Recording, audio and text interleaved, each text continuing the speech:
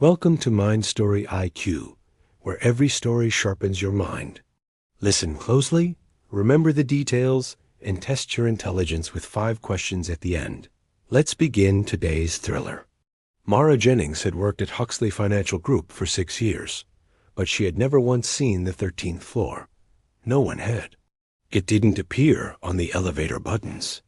It wasn't on the official building maps. And any time someone mentioned it, management went silent. But on January 11th at 10:14 p.m., as Mara stayed late to finish paperwork, something strange happened. The elevator dinged, even though she hadn't pressed anything. The doors opened to reveal a dimly lit hallway she had never seen before. A small brass plate above the door read, 13. Mara frowned.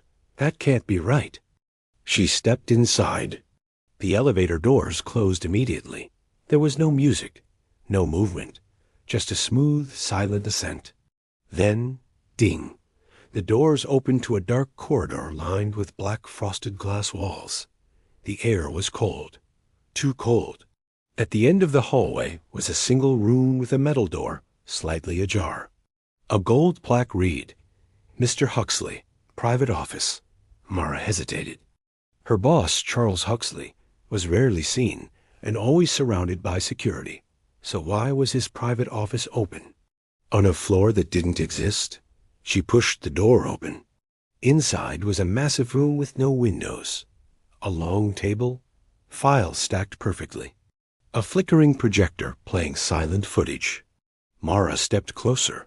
The footage showed employees entering this same room, one by one, sitting in a chair, removing personal items, signing papers.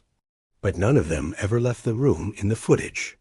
Mara whispered, "What is this place?"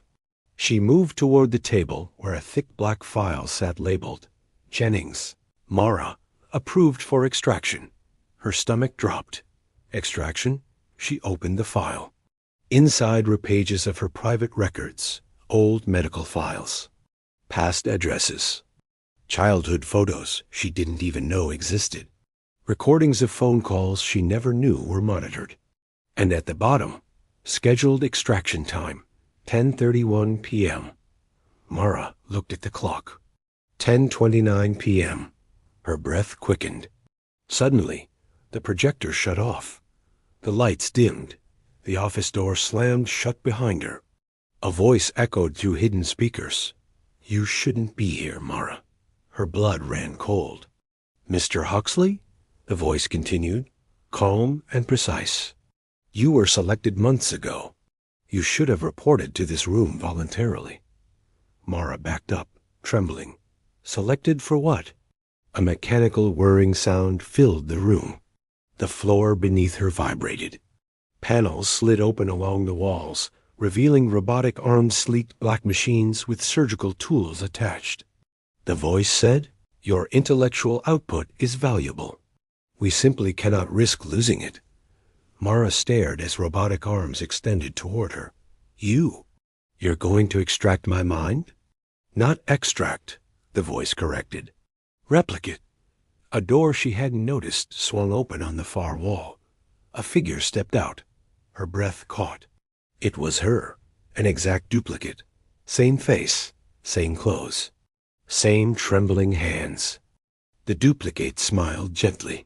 "I can take it from here," it said softly. "You can rest." Mara screamed and bolted for the door, but the locks clicked. The duplicate whispered, "You weren't supposed to find this room." The lights went out. "Now, let's see how much you truly remember. Answer the following questions. IQ questions. Question 1. What time did Mara enter the mysterious elevator? Question 2. What floor did she arrive on? Question 3. What label was on her file? Question 4. What was her scheduled extraction time? Question 5. Who stepped out of the hidden door at the end? Answers. Answer 1. 10:14 p.m. Answer 2. The 13th floor. Answer 3. Jennings, Mara approved for extraction. Answer 4. 10:31 p.m. Answer 5. A duplicate version of herself.